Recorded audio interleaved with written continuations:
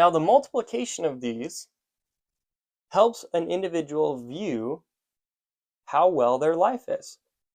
If we can increase your ability to live your values, and you can live $1 billion life, all you need is $1 to know that my life matters. I have connection, I have that love, I have that fulfillment in what I do every day.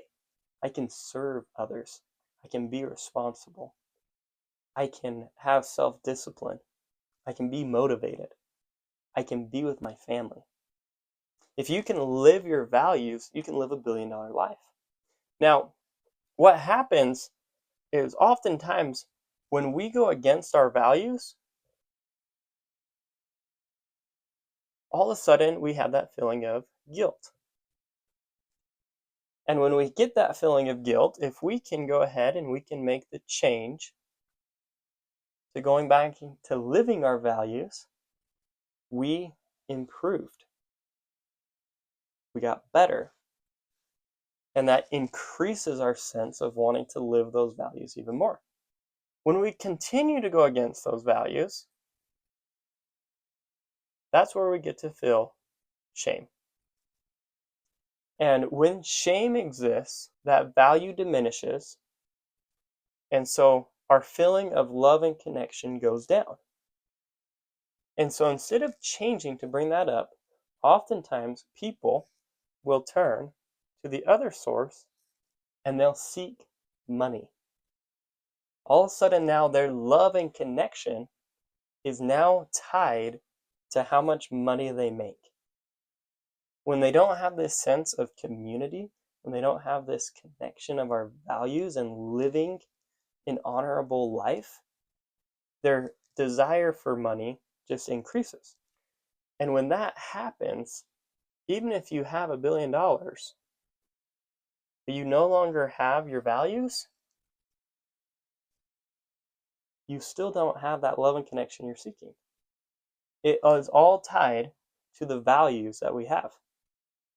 And so in the workplace, leaders need to recognize self-worth of employees. They need to recognize and understand their values, because we spend a majority of our day in our work environment. And if people cannot live their values, if they feel like what they're doing and the people they're around and the culture they're in is constantly against their values and what they hold to be true, and if the leaders they are supposed to be following, if they can't trust them because the leader's values don't align with theirs, the leader's not integrous, the leader's not honest, the leader's not forgiving, and they just feel trapped at work. And so their only way to turn is to look for another job that makes more money. And so they leave the company. They didn't receive the fulfillment of that job, and so they turn towards something else.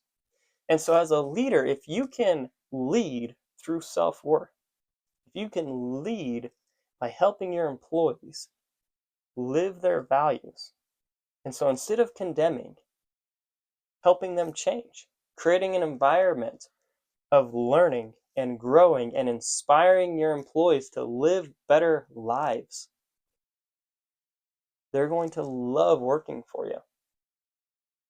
And when they love working for you, all of a sudden, when this starts to increase, this increases, and as a result, money follows. Money follows those that are living their values.